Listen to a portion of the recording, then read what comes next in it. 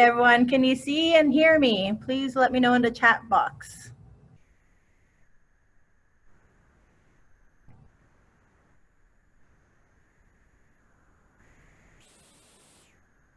Yes, okay.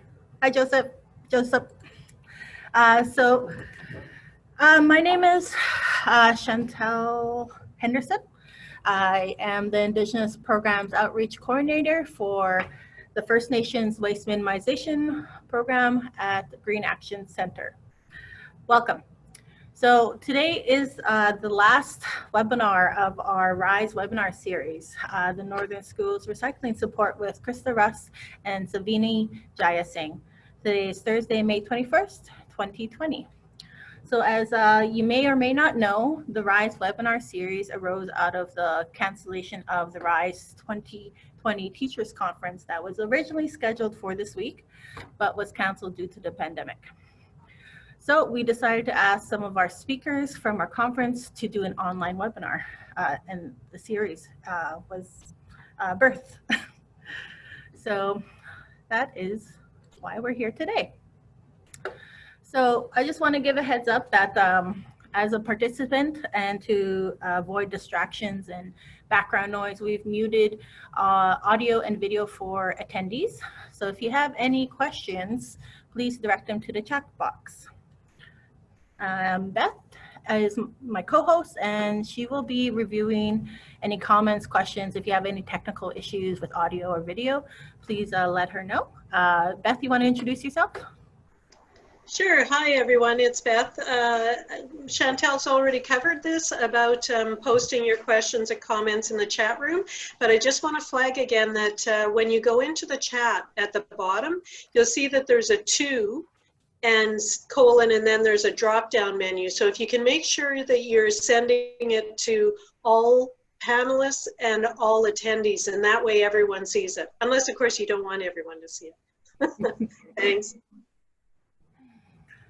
All right. So before we begin, I'd like to do a land acknowledgement. I'm Ojibwe. I'm from Fairford First Nation and Sagin First Nation. So Green Action Center is located on the original lands of the Anishinaabe, Cree, Oji-Cree, Dakota, and Dene peoples, as well as the homeland of the Métis Nation. So welcome. Next, we're going to do a RISE poll. Basically, we want to find out how you heard about the RISE webinar series, and yeah. So Beth will launch that, and you'll see a poll on your screen. No, apparently you won't. Why? What happened? There is no, we must have missed adding the poll questions to this webinar. We had them in all the other ones, so I apologize. I see it. It's not showing up on mine. I might need you to launch it then, Chantel, because it's not showing up on my screen. There we go. I can see it. All participate. Right. There you go.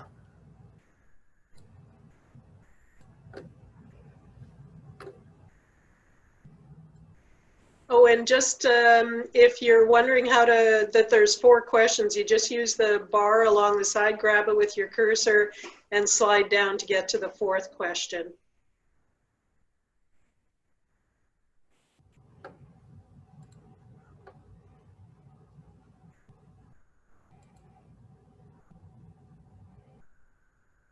So it looks like it's just popped onto my screen. It looks like we're at 62% of our participants have voted. 70%, we're getting there quickly. And 75, okay, if you want to, anyone who hasn't responded, if you want to jump on, we'll close it shortly. We're at 75%, so how about we end it there? 2, 1. End polling. And here's the results. So we have about 20% were at last year's RISE Teachers Conference, so welcome back. And the majority, once again, as all week, 60% are teachers, and the remainder are others. No principals or youth mentors today. And 15% are a member of a Manitoba First Nation. Welcome. And how did you hear about the RISE webinar series? Again, most by email invitation, and then a handful by Facebook, Green Action Center website, and one by word of mouth. So thanks for participating. Back to you, Chantal. All right. So I'm just gonna share my screen again. All right, here we are. So introductions. So we have two presenters today. I'm gonna introduce them, and they're gonna do their presentation with room for question and answer period afterwards. And I guess there's a poll question. I don't know if there is. Yeah. And then I'm going to do closing remarks, and there's actually no more webinars, so this was the last. So I'll just do some closing remarks at the end. So here we have our first speaker is Christa Rust. She's the program manager. She has over a decade of experience in management, stakeholder engagement, and sustainability. Christa graduated with a Master's of Natural Resources Management from the University of Manitoba with an undergraduate in Recreation Studies. She has worked in the public and private field in both consulting and operational capacities. Savini Jayasinghe is a schools coordinator. She graduated with a Bachelor of Science in Environmental Science from the University of Manitoba. Savini's passion for sustainable development combined with her consulting background makes her a strong asset to the Recycle Everywhere team, where she coordinates waste audits, outreach, and data gathering. Thank you. And I will pass it on to them. Take it over. Take it over.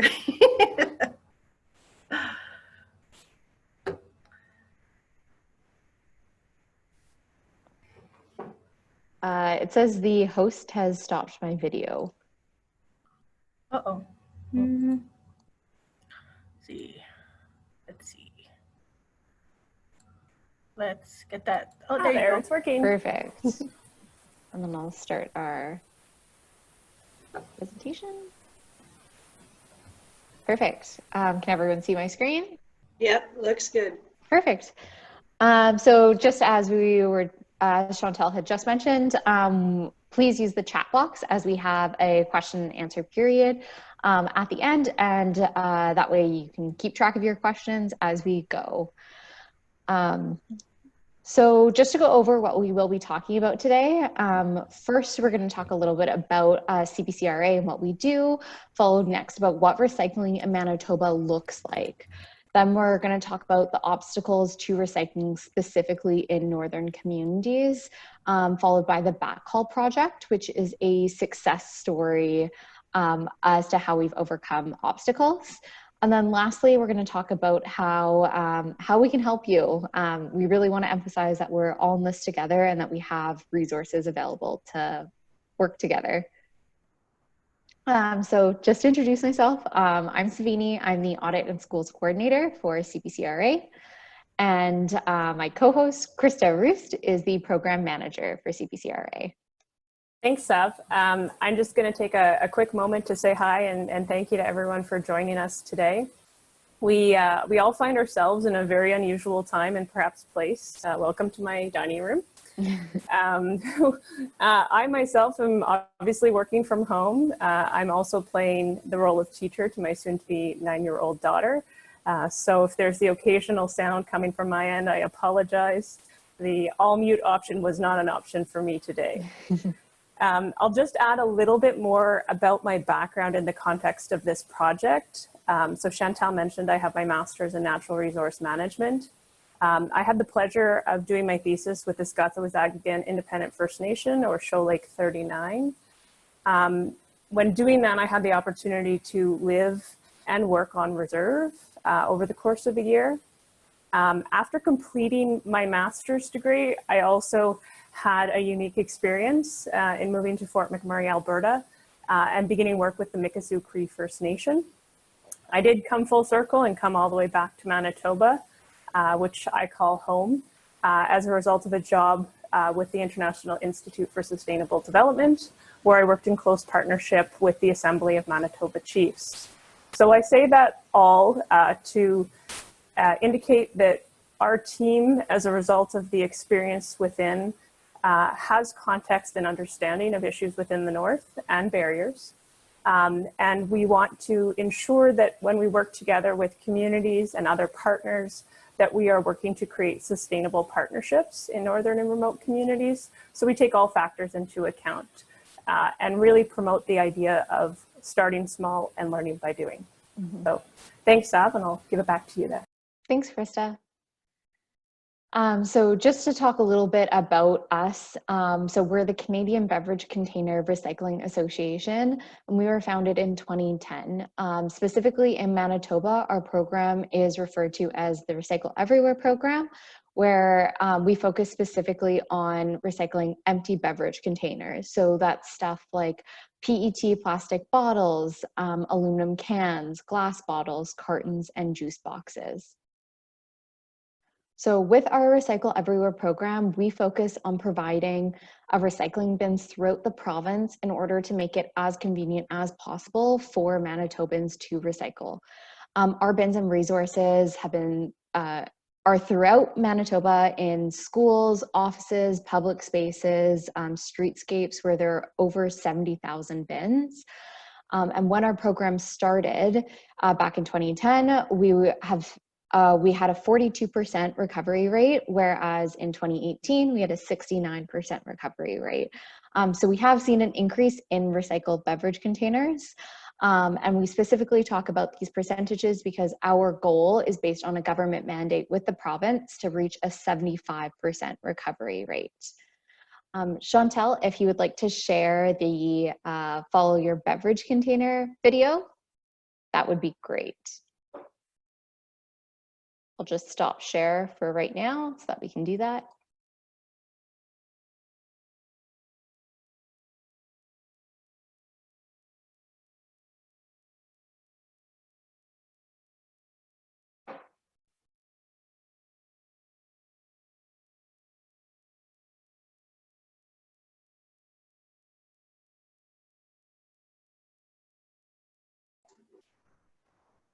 I'm not hearing any video or audio. Is there supposed to be audio with that? Yes, there is. Let me try this again. We can always provide the link if it does not work, Chantel.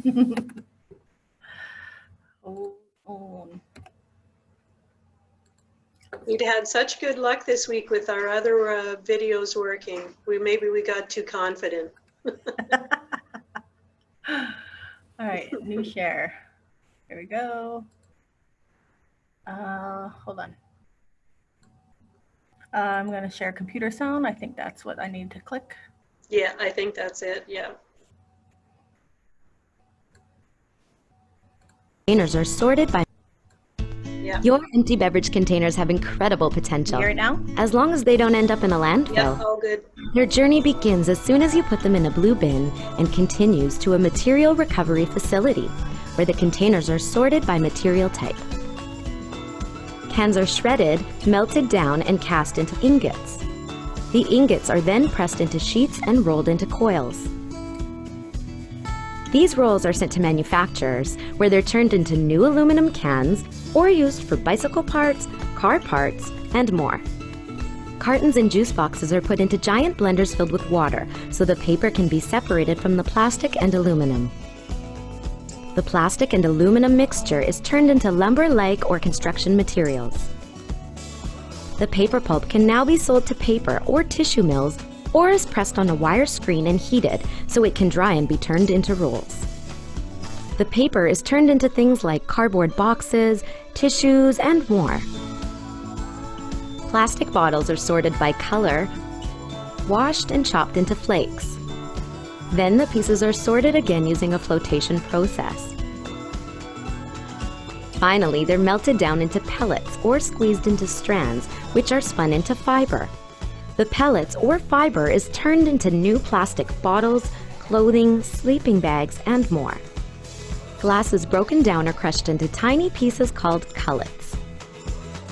Construction workers use these cullets for road bases, drainage backfill for sewer pipes, and more. So, now you know what your empty bottles, cans, cartons, and juice boxes can become, as long as they start their journey in a blue bin. Remember, whether you're at home or on the go, make sure you recycle everywhere. All right, it's all yours.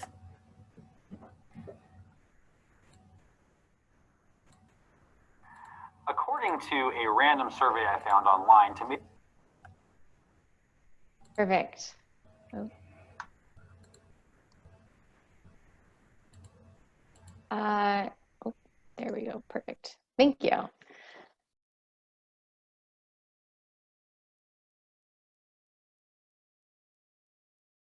So another huge benefit of our program is the emphasis of litter reduction. So Recycle Everywhere bins can be found in the cities listed below. So in Winnipeg, Brandon, Steinbach, Flin Flon, and Thompson. In every instance, once we conducted our litter audits from when our program started in 2010 till now, beverage container litter in city streetscapes has decreased since the baseline audits were conducted, with no other litter abatement programs.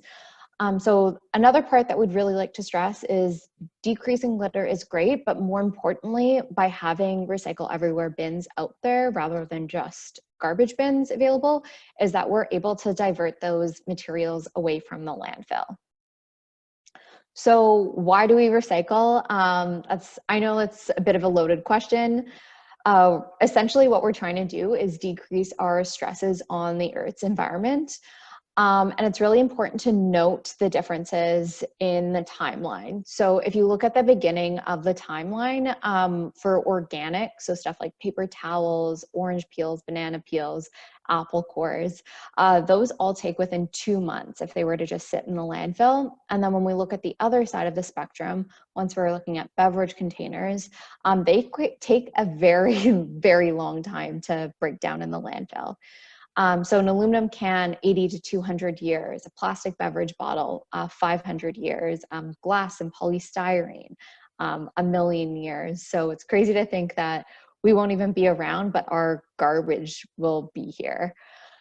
So what we're trying to do is specifically focus on beverage containers because so that we're able to divert them from the landfill, because it's an easy win. By diverting one aluminum can, we're able to save that much time. We also really want to stress the idea of a circular economy. I know when I've been in schools and when I'm presenting, I hear a lot of teachers teaching their students about refuse, reduce, reuse, and then recycle. And we fully understand that point of view. But we also want to say that the importance, if you do end up using a beverage container or another item that can be recycled, that you are able to recycle it. So looking at the idea of a circular economy, so let's say today you were to go and buy an aluminum can filled with your favorite beverage. The idea that you then recycle it, so when it's empty, when there's no leftover liquids, you place it into a blue bin. It's then picked up by a hauler and transported to a material recovery facility, where it then can be bought and transformed into a new product. So if we're thinking of that aluminum can being turned into a brand new aluminum can, it can then be transported back to a store where you can purchase it again. From store to store, it takes 60 days for it to go through this entire cycle. And obviously we know that's a much shorter time period than the 80 to 200 years it would take if we followed a linear structure. So that means that you were to drink that aluminum can and then place it into a garbage bin or end up in the landfill for other reasons as well. So with our programs, we have specifically our RE101 program, which was launched in 2014. 92% of primary and secondary schools in Manitoba have partnered with our RE101 program. And with it, we have tools for students, teachers, and the school itself.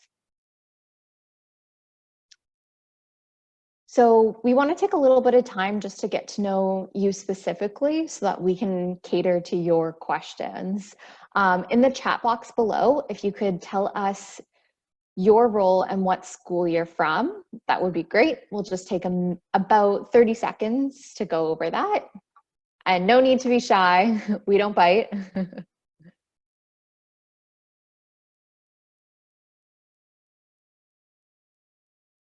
Perfect.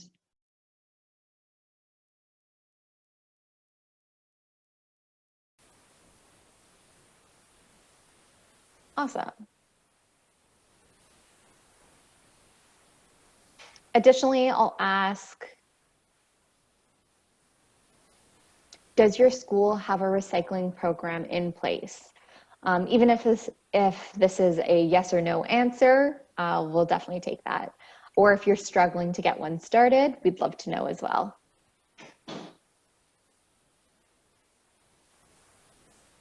Awesome, I'm seeing lots of responses come in.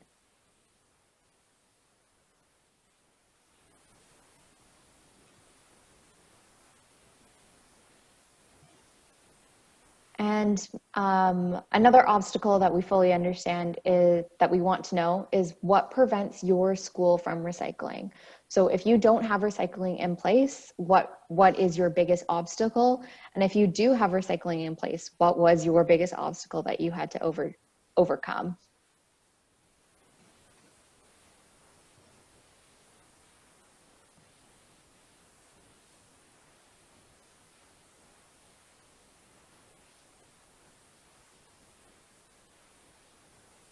Awesome.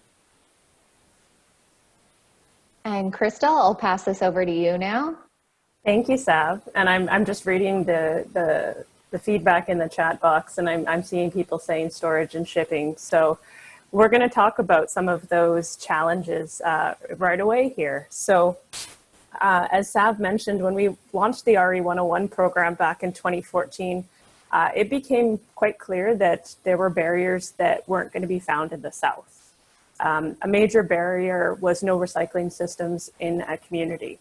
So a community without wide spread programming for recycling in place created a lot more costs and challenges for recycling if the school were to try and go it alone.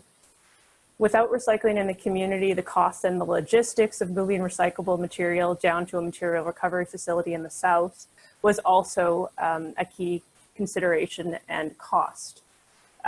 When we layer in other logistical issues, like the remoteness factor, winter roads or fly-in access, one begins to understand just how complicated it can be when we're talking about trying to recycle in the North. Another crucial element that is needed, is really kind of critical, is the community champion. Like a lot of other endeavors, if there's no champion, something's not going to get initiated, it's not going to start.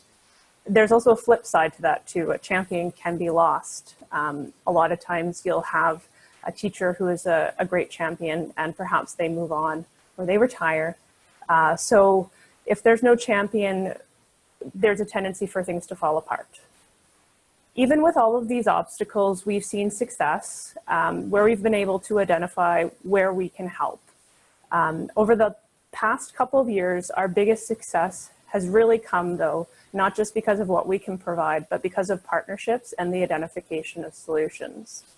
Sav, if you could advance it to the next slide for me, please. So when we reached out to Northern schools to get a sense of what the real barriers were, to figure out what we could do, it was clear that most had storage issues that were preventing them from recycling their beverage containers in schools, even if they were able to reach an agreement for some type of backhaul. And I'm using the word backhaul, recognizing not everyone on this webinar today might understand that term, so I'm just going to define that for you. So backhaul is when a transport vehicle comes into the community fully loaded and on its return is empty. This would be an opportunity to backhaul something out of a community. Unfortunately and fortunately, that is something that usually has an associated cost. So one of the pieces that helped us was the partnership, which I'll touch on in a little bit. So recognizing within this partnership that we were looking at, we got that one piece of the puzzle, but there's still a storage issue. We began to fund recycling sheds to be built in communities. Next slide, Sal. So our pilot project arose out of collaboration and understanding. Back in 2017, 2018, we partnered with a company called Arctic Beverages to backhaul beverage containers out of northern schools free of charge. So two schools began with us, Norway House and Cross Lake. They were the first to sign up and initially didn't have too much in the way of storage concerns. In 2018-19, the Collegiate in Nelson House became part of this backhaul project, but they identified to us, in order for us to be a part of this, we have to solve our storage issue. So we owe Nelson House a great deal of credit for this idea and identification of how we could reduce a barrier for recycling, which is now being used for many of the schools. So since then, CBCRA has provided materials to build sheds to schools in an additional 5 communities served by Arctic Beverages to facilitate sustainable beverage container recycling programs. We're also working with another 2 communities trying to figure out how sheds can be built. And we are really proud that some of the schools have been able to engage their students and staff to build these sheds. So they have woodworking programs and skilled staff. So it becomes a training opportunity. And in some cases, we've looked to other programming from divisions like Frontiers and Egg Lake, where they still also engage students, but they build the project off-site from the community and then ship it to the community. Next slide, Sal. So the backhaul project for us, we would deem a success, but there's a caution. It's not a copy-paste. This is not going to be able to be repeated everywhere and work everywhere. This success came out of a partnership, a sharing of ideas and resources. The project has its limitations. Arctic Beverages does not serve all communities. Hopefully they change that, but we can't change the world all the time. Backhauls also normally cost money. It's an expensive endeavor if you don't have a partner who's willing to provide that service at no cost. And success really relies on having those champions in the school. Next slide, Sal. We are happy, though, to have sheds built or being built right now in Norway House, Nelson House, Cross Lake, 3/4 of the way done in Split Lake, supplied in Leaf Rapids and Gillum, and in discussion with Woboden and Lynn Lake. We are also particularly happy to be involved in another project that is kind of spurred out of some of these conversations with Brochet. So we were approached by a teacher in Brochet who had arranged for a pilot project to take beverage containers out of the community in partnership with Perimeter Airlines. We now provide that school with the clear bags to make sure that those can be safely returned in empty airplanes. This further demonstrates the power of partnerships and really how these projects have become successful. Back over to you, Sav.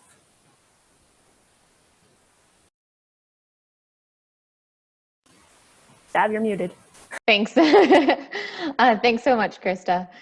So we really want to emphasize our idea of start small and learn by doing.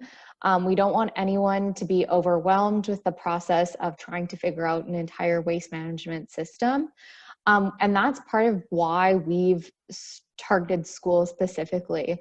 By starting with schools, we understand that children are influences in their household. So this allows for a snowball effect of the children learning, the teachers and staff learning at the school, and the families of the students learning as well.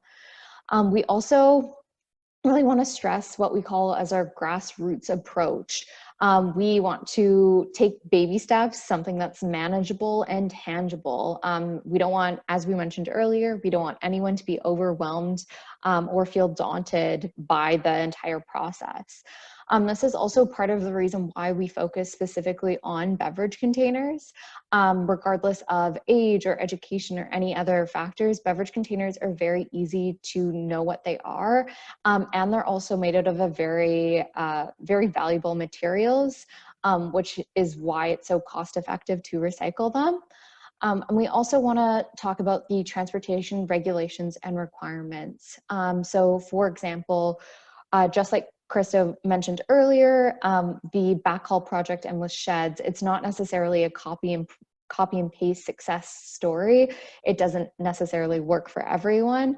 And there's a lot of things to keep in mind. So for example, with schools and having sheds available, sheds need to be kept separate from schools to mitigate fire and other safety concerns.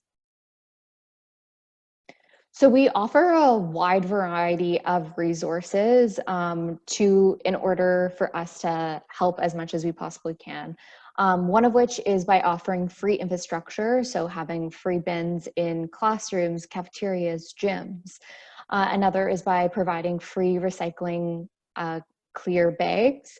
As Christa mentioned, this is something that we've been doing with Brochet, and it's a great system for places that may have a depot recycling system in place. Posters or other educational resources to be able to visually show information of what can and cannot go into a recycling bin. Contests, so every calendar or every school year, we hold a contest. So in the 2019-2020 school year, we held Transform Your School, and the winner received a grand cash prize in order to better their school, as well as presentations. So we do have a Northern coordinator. Her name is Judy, and she does a lot of in-person in-school work in order to give presentations. We also have opportunities available if geography is a limiting factor. So for example, we're always happy to do Zoom or Google Hangouts or anything like that. We also have a recorded version, as well as resources available on our website. So we really cannot stress this enough. We want to work together. If you have ideas, please let us know. And if you have barriers, let's work through them. We do have resources available on our website as well. So if you go on to recycleeverywhere.ca, there's also our RE101 landing page, which provides interactive videos like we saw today, quizzes, games, posters, and lots more. If you do have any specific questions, feel free to email either myself or Christa. And I'm just going to start scrolling through the chat box to see some of our questions as well. Also, I just want to interject, if people want to get more information on this project on their website, you just go to programs, after Recycle Everywhere, programs, communities, and Northern communities. Thank you.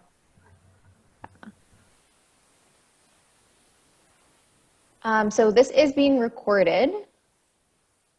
This presentation is being recorded. Yes, it is. Mm-hmm.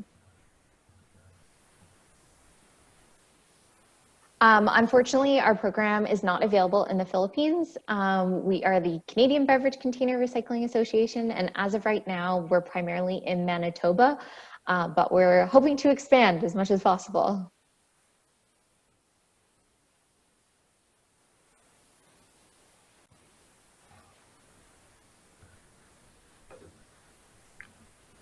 So you're able to see all of them, right?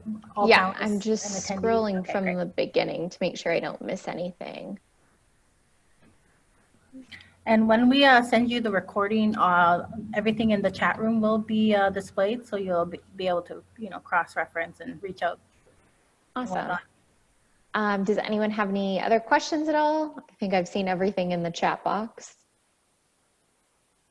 Yeah, are there any direct questions that anyone has for us as a result of the presentation that we can help out with? And obviously, as Sav said, we are happy to have discussions offline as well too. Mm-hmm. there is the one question about Chief and Council. invitation come from Chief and Council or the school administrators. So the invitation, I would assume that the person is asking, you know, having someone engage with us for a presentation or something along those lines. Because we're looking at promoting a program within the school, I don't think we need to go to the Chief and Council. It would be something that if you identify a champion within the school, maybe we can start the engagement there. Obviously, you know, we've had a lot of opportunity to promote what we've done in terms of the Backhaul Project, and in most cases, Chief and Council is quite excited about what's happening and does view it as something that can be an opportunity to leverage the community towards recycling as a whole. But I think initially it starts small and focus and see what can happen in the school. So whether that be the teacher with supportive administration, that might make the best first step. And, you know, and I apologize if I missed this in your presentation, Christa and Sav, but did you say that the Backhaul Project is going to expand to other communities, or? Our hope is that it would expand. Obviously, the limitation is this is only communities that are served by the Backhaul with Arctic Beverages. We have approached other transport companies and have not gotten a response like we got from Arctic Beverages. We are, of course, more than happy to work to see if there are other opportunities. There might be a small transport company that's run by communities that we would then be able to engage with, and perhaps we haven't yet. Yeah, because I see someone has just asked, like, do you have a list of those communities that are served by Arctic Beverages? We do have a list that is served by Arctic Beverages. I don't have it at my fingertips right now. But if there are folks who know that they're on a transport route, I would encourage them to connect with us, and we can figure out whether or not Arctic Beverages is that supplier and if a program can be put in place. That being said, if they aren't a provider there, we would like to look at creating partnerships with the players that we can to try and find some solutions. Sounds good. And I see there's another one asking if you can provide if you have a resource on step-by-step how to start for the school. Sav, I'll let you take that one. Unfortunately, I think the best step is for you to email us, just because this does differ quite drastically based on where you are and what resources we have available. Okay, fair enough. And we have a question wondering if you keep statistics or numbers on the amount of containers that have been diverted through the schools? We do. Oh, sorry. Don't mean to just jump right ahead. So we do keep stats on the numbers that are collected through schools and diverted from that. Unfortunately, I don't have that right on me. But if you are curious about the numbers, feel free to email us, and we're happy to go from there. Okay. We also have a question here from Barons River School, wondering, well, I guess, you know, the tricky part, the question is, when is your earliest availability for a presentation in our school? Well, nobody's going anywhere right now. Yeah. It could be next week via Zoom. Yeah. Yeah. Thank goodness for Zoom and other platforms. Mm-hmm. Also, there is a new transportation company that is, do you recall the name of it, Beth? Yeah, it's Directions North. It's Indigenous owned and operated, is my understanding. Nice. Yeah, and they actually have the designation to transport household hazardous waste. Is that right? Yeah, dangerous goods. Yeah. Yeah, yeah. Well, they're perhaps a new partner for us to engage with. Yes. Yeah. Yeah. And you mentioned you're limited by where Arctic Beverages partners. Do you know the list of communities they service, or can reach out? Yeah, that's what we were just talking about. You must have been reading the chat column. Yes. So, Yeah, just if someone's on a general transport route, just connect with us via email and we'll cross-reference with the list. We just don't have it at our fingertips right now. Okay. I would imagine that most people, like I would have no idea, you know, who's coming through, what trucking companies are coming through. It's a pretty challenging one, I think, for a teacher or a community member to know that. That's the tricky part. For sure. I see another question pop up for presentations. Is it for students in a general assembly? We're happy to accommodate whatever works best for you. So we have given presentations to assemblies, we've given presentations to as groups as small as 10 people, or to as groups as large as 200 people. So whatever works for you guys, we're happy to be there. Sounds good. Do you have anything else you want to add? Otherwise, I think we have worked through most of the questions. I guess people will be going to your website to check out the various resources and then connecting with you directly about the potential for backhaul and presentations. I see there's another question from Angela in follow-up to the stats question, which maybe I'll toss over to Sav and perhaps get Sav to talk about one of our resources, which is our waste audit toolkit, because that would be the feedback mechanism that we could encourage schools to improve their recycling rates. Yeah, so one of the things that we do is we have created something that we call the Waste Audit Toolkit. It's specifically made for schools, and it gives step-by-step instructions on how to conduct a waste audit. For those that are unfamiliar with the terminology, what happens with a waste audit is we do a pre and a post, where we go through all of the garbage, recycling, compost if you have it, any type of waste management, sort everything into about for us, we sort into about 100+ categories, weigh everything, record everything. And then this allows us to have very detailed information to compare to a post audit. So that's what happens once you've made changes to your recycling system. And then we can analyze it again to see how you're improving. We also provide resources on how we think you can improve your recycling system. So that's through stuff that we like to call our best practices, which seems very intuitive, but a lot of people don't necessarily know it. So by having a garbage and a recycling bin paired beside each other, it increases your recovery rate, just because you have that extra seconds to kind of make the right decision without having to think, or by keeping very clean recycling bins around, people are more inclined to use them, or by having signage available, it once again gives you that extra couple seconds to see if you're making the right choice. So for example, one of the things that we provide is our no coffee cup decal that goes onto recycling bins. And we started with our no coffee cup decal on the basis that so many people didn't know that coffee cups or takeout cups, materials like that, were not accepted in Manitoba's recycling system. So by having that decal on the recycling bin, it gives that person holding a coffee cup that extra hope, hopefully, that they'll see it and then be able to make the correct decision. So just to circle back, we do have the Waste Audit Toolkit available, so feel free to email us about that. It is a great resource to show specifically about what you're doing great and areas that you can improve on.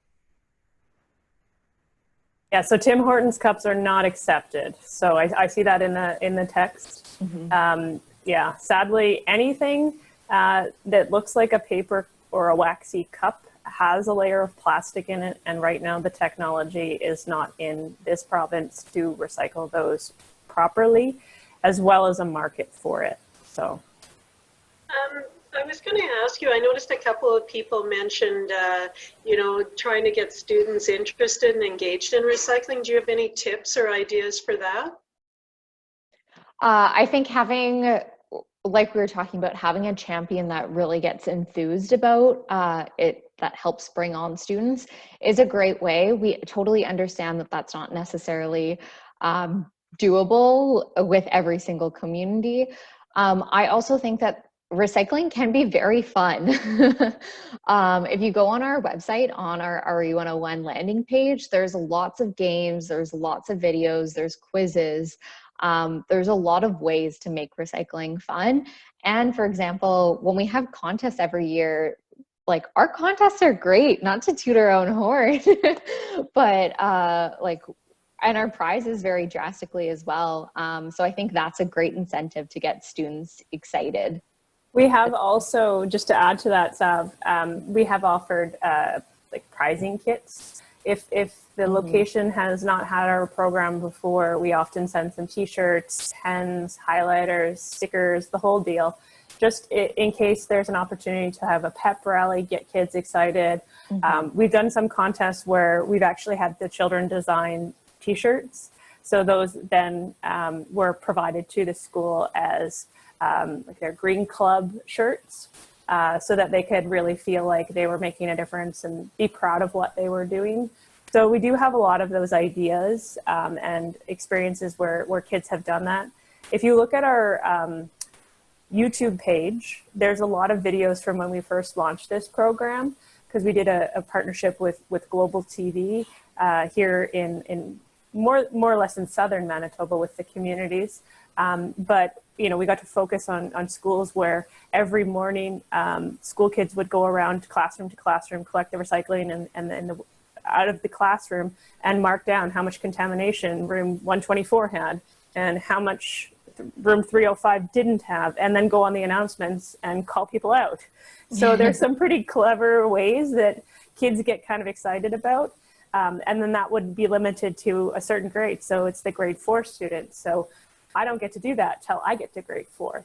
So there's some very creative teachers and administrators out there who've got some exciting ways to get people engaged. And if you are interested in a prize pack, please email us and then we can chat details from there.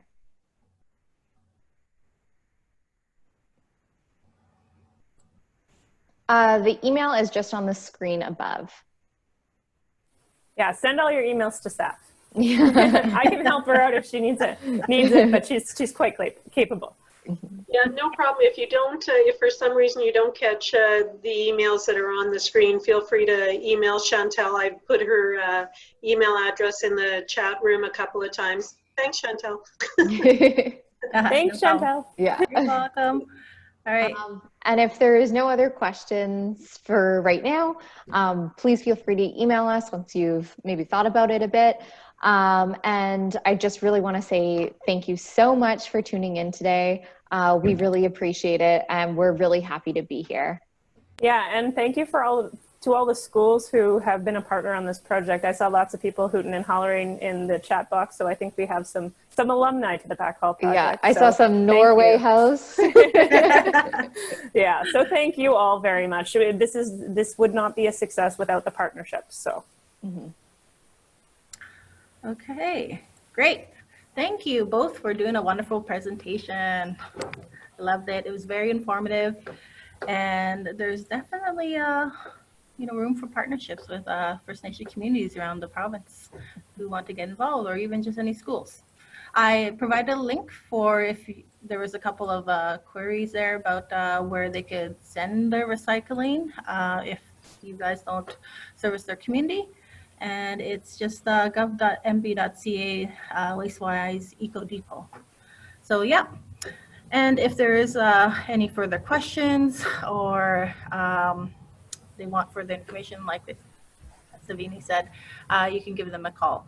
And if you want a copy of the recording of this presentation, just send me an email, reply back to the link I sent to you, and just let me know, and we'll send it out when it's ready. Other than that, thanks everyone for being here. We want to thank all our presenters. You did a wonderful job. And this closes out the end of our RISE webinar series. If you want more information about the RISE 2020 RISE Teachers Conference, you can check out our website at greenactioncenter.ca. And we're under the waste reduction tab. and First Nations waste minimization program. So you can check us out. And we also do presentations for schools on waste reduction, hopefully in the fall if the restrictions allow us to. Otherwise, we are open to doing it online as well.